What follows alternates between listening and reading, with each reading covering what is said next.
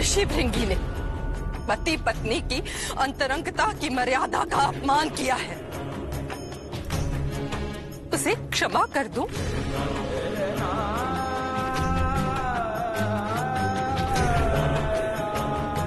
मौन क्यों है महादेव? उत्तर दीजिए। आपकी गिरजा को आपके उत्तर की प्रतीक्षा है महादेव।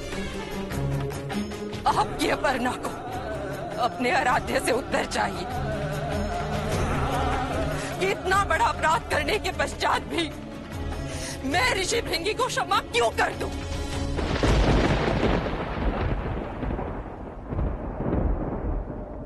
आज की घटना का कारण भृंगी नहीं है पार्वती।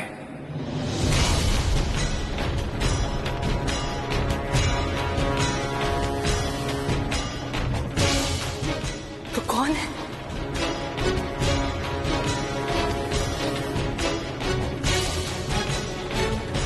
संभवतः शिव शक्ति के संपूर्ण मिलन के लिए कदाचित ये समय ही उचित नहीं था। पंच तत्वों से निर्मित मानवीय काया वाली मेरी पार्वती संभवतः इसके लिए तैयार ही नहीं थी।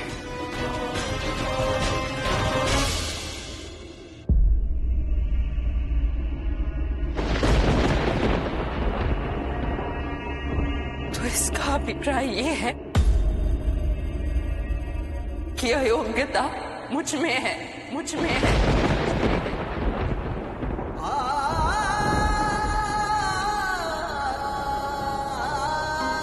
क्रोध विवेक को हर लेता है पार्वती। क्षमा कर महादेव।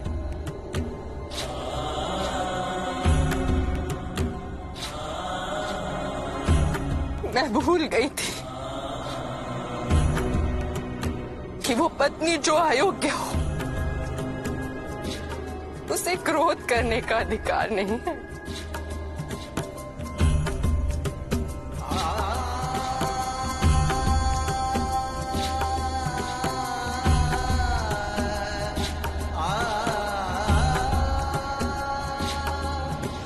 मैं जा रही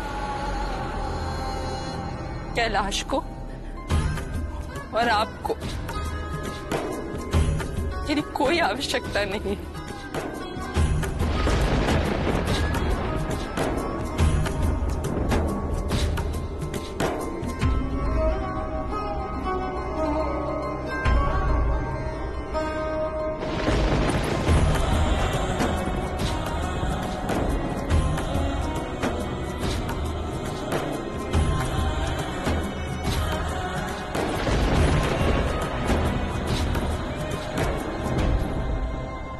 माता, आप कैलाश छोड़ के मत जाइए माता, कृपा करके मत जाइए।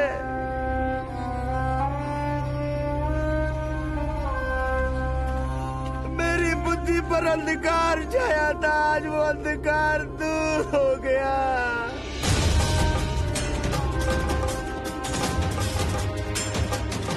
मैं समझ गया कि शिव शक्ति अलग नहीं है, दोनों एक ही है।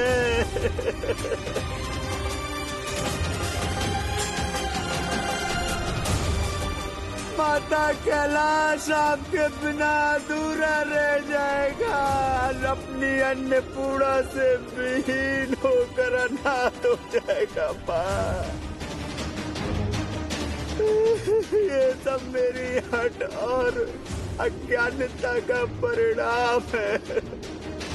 आप अपने श्रापों से मुझे नष्ट कर दीजिए, परंतु कैलाश छोड़ के मत जाइए माँ।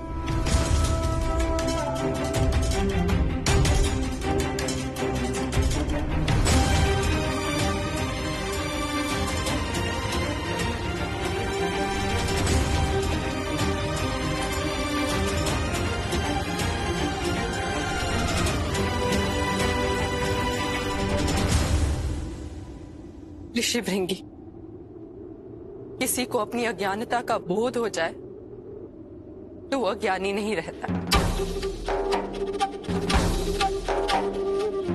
आज मुझे अपनी अज्ञानता का अनुभव हो गया।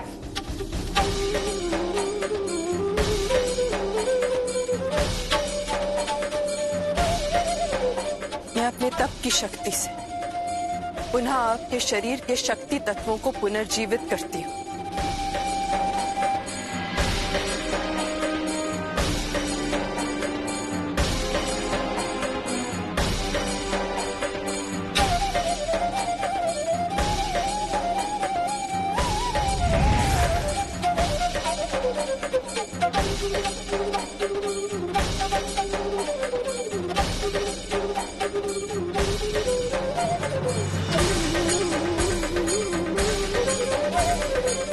क्षमा कर दो माता, मुझसे भूल हो गई है।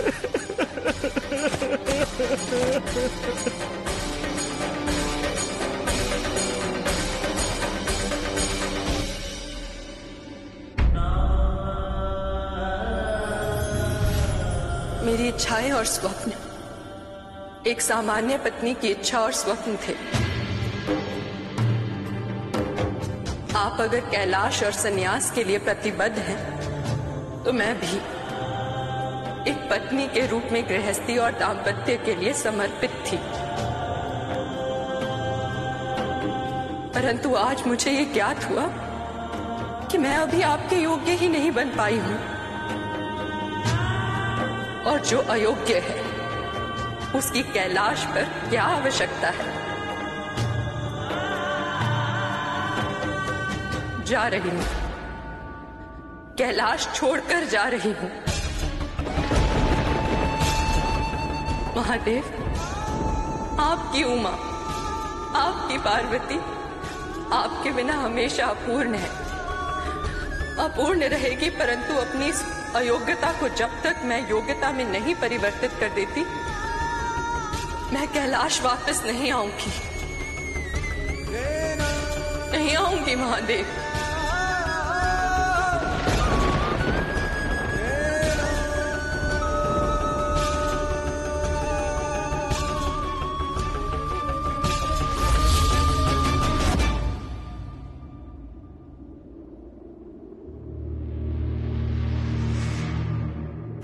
मुझे क्षमा करना माता। प्रभु, ये क्या हो गया प्रभु?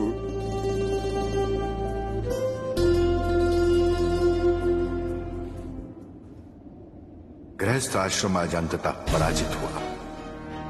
अब मुझे पुनः माता पार्वती को कैलाश आने से रोकना होगा।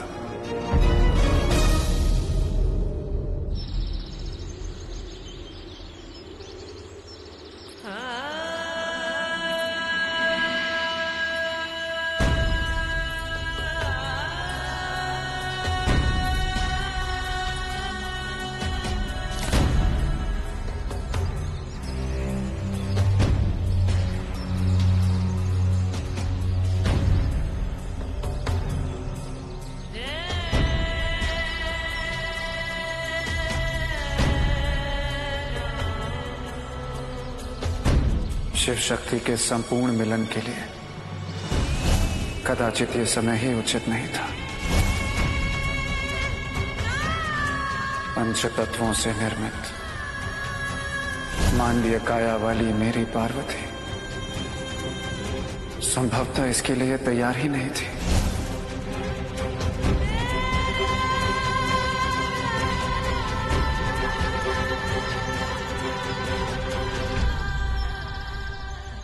अनर्थ हो गया देव, भारी अनर्थ। मेरी बहन पार्वती महादेव से दुखी होकर विंध्याचल में वनवासी हो गई है। मेरी बहन पार्वती पर आए इस संकट का निवारण कौन करेगा ब्रह्मदेव? जब संकट पति पत्नी का हो तो उसका निराकरण भी उन्हें ही करना पड़ता है। महादेव स्वयंभू है, उनके जीवन के हर घटनाक्रम में कोई महान लीला छुपी होती है। परंतु स्वामी, बहन पार्वती विंध्याचल पर्वत पर अकेली है। उन्हें सांत्वना देने वाला कोई भी नहीं। मैं उनके पास जाकर उनका दुख बांटना चाहती हूँ। अवश्य देवी। बहन पार्वती का विंध्याचल जाना और देवी अनुसूया का तप, ये दोनों घटनाएं शिव की उस महान लीला का शुभारंभ है जिससे इस विश्व को शिव के एक नए रूप का दर्शन होगा।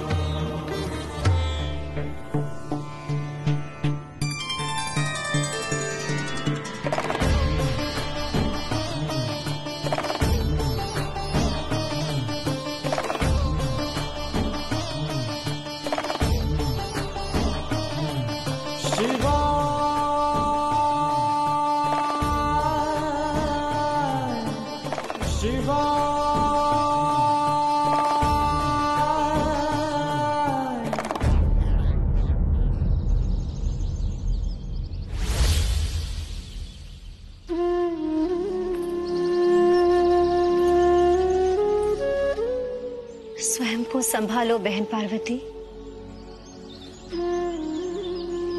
हाँ बहन, रोक लो अपने अश्रु जलों को।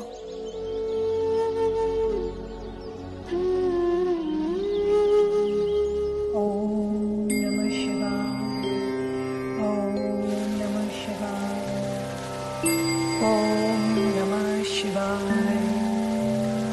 ओम नमः शिवाय,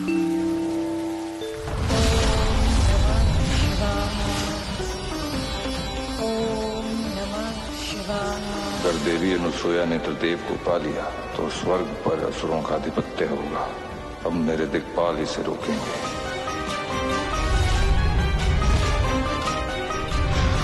ओम नमः शिवाय, ओम नमः शिवाय। रोक लीजिए इन्हें देवराज। सिंहासन छीनने का इतना भय कि अपनी समस्त शक्तियों को लेकर एक सती का तप भंग करने आप यहाँ आ गए। सृष्टि की सुरक्षा और कल्याण हेतु देवी अनुसूया का तप भंग होना अनिवार्य है कुबेर देव। अन्यथा यदि वो त्रिदेव की माता बन गई तो अनर्थ हो जाएगा। परंतु अनर्थ से पहले ये जो हो रहा है वो अधर्म है देवराज। अस्तित्व की रक्षा से बड़ा कोई धर्म नहीं होता कुबेर देव, और ये ब्रह्मांड के अस्तित्व का प्रश्न है। इसलिए आप बाधा ना बने। मैं आपको महासती अनुसूया का तप भंग करने नहीं दूंगा देवराज। जब आप महादेव को बालक रूप में ऋषि पत्नी की गोद का खिलौना बना हुआ देखेंगे तब आपको कैसा लगेगा कुबेर देव? क्या आदि अनादि अनंत अनश्वर महादेव को इस रूप में देखकर शिव भक्त कुबेर को पीड़ा नहीं होगी? यदि आप कह दें कि आपको पीड़ा नहीं होगी तो मैं वचन देता हूं, मैं तप भंग करने का विचार त्याग दूंगा। बोलिए कुबेर देव। ओम नमः शिवाय। बोलिए। आपका मौन बता रहा है कुबेर देव कि आपको पीड़ा होगी, इसीलिए कह रहा हूं जो हो रहा है उसे होने दीजिए। आप मार्ग से हट जाइए। ओम नमः शिवाय, ओम नमः शिवाय। हे महादेव, अब देवी अनुसूया की आप ही रक्षा कीजिए।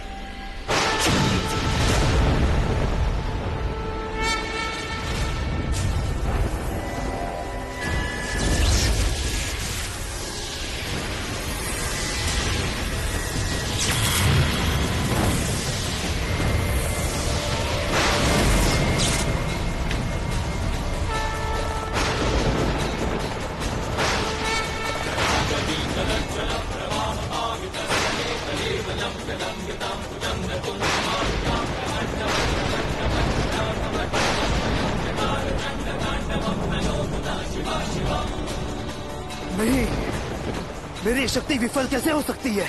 संभव।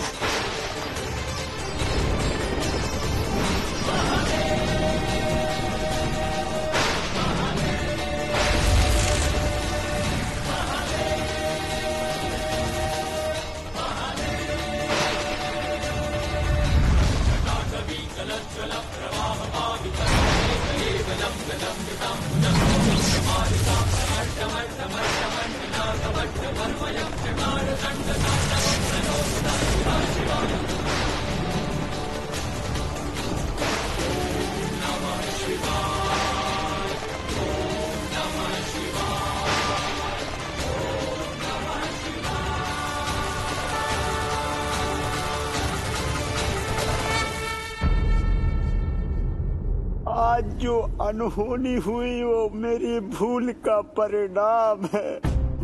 मेरे कारण ही माता का अपमान हुआ है। उनके अपमान और कैलाश से प्रस्थान के दोषी आप नहीं हैं ऋषिभृंगी। अपने आप को मत कोसिए। हम सब ने सुना है महादेव के कथन को। उन्होंने स्पष्ट कहा कि इन सारी घटनाओं का कारण माता पार्वती की अयोग्यता है।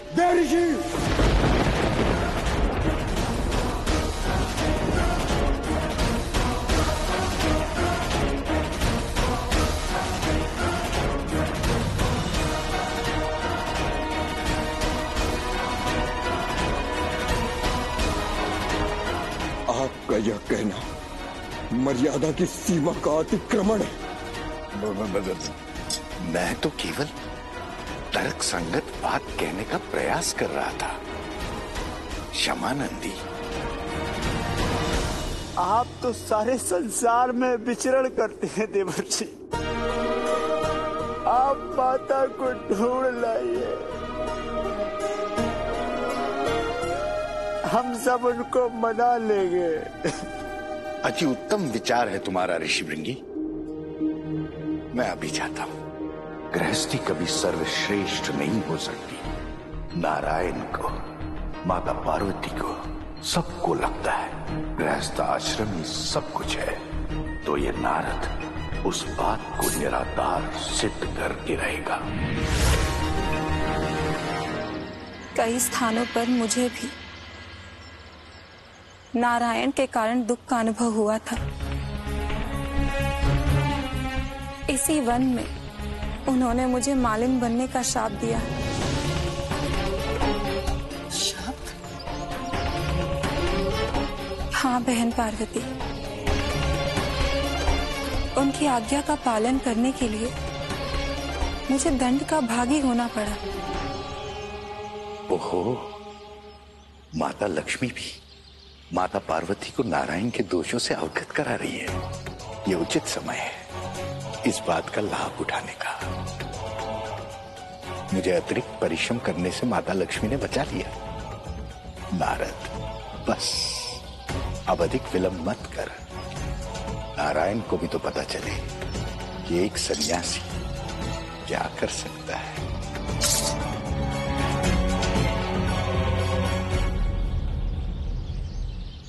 प्रणाम माताओं।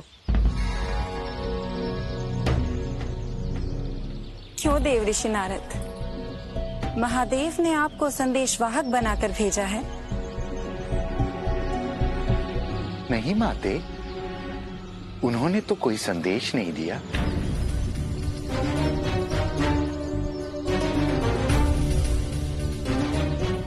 मैं तो स्वयं माता की खोज में निकला हूं और भटकते भटकते यहां आ गया। मुझे बहुत भूख लगी है माता। आसपास कुछ है नहीं। भूख सहन नहीं हुई, इसलिए मैं भोजन की सामग्री साथ लेकर आया हूं। कृपा करके इसे पका दीजिए ताकि मैं अपनी शुद्धता शांत कर सकूं।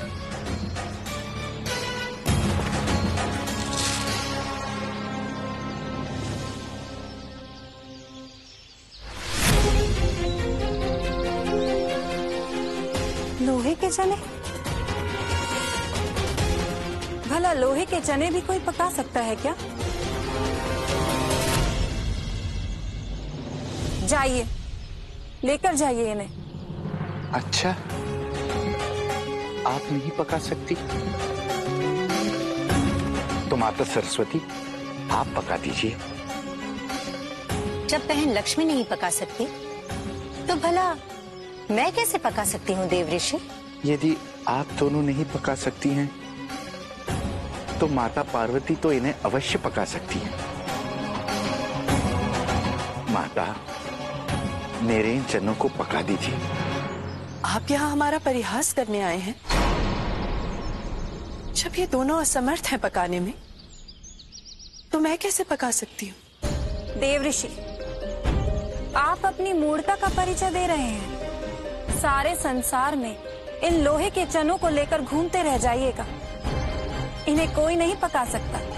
नहीं माते, मुझे लगता है कि महासती अनुसुईया इस असंभव कार्य को अवश्य संभव कर सकती है। सुना है कि वे त्रिदेवों को संतान रूप में प्राप्त करने के लिए तप कर रही है।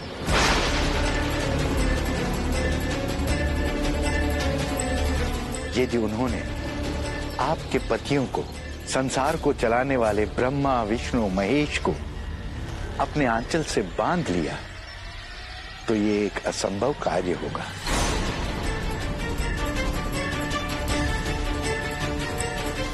और जो ऐसे असंभव कार्य में संलग्न हो, उसके लिए लोहे के चने पकाना कौन सी बड़ी बात है। देव ऋषि नारद, त्रिदेव को पुत्र के रूप में पाने में वो कभी सफल नहीं हो पाएंगी।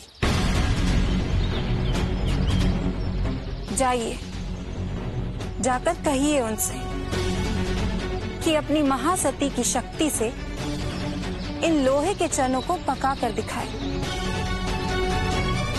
ठीक है, जैसी आपकी आज्ञा माता।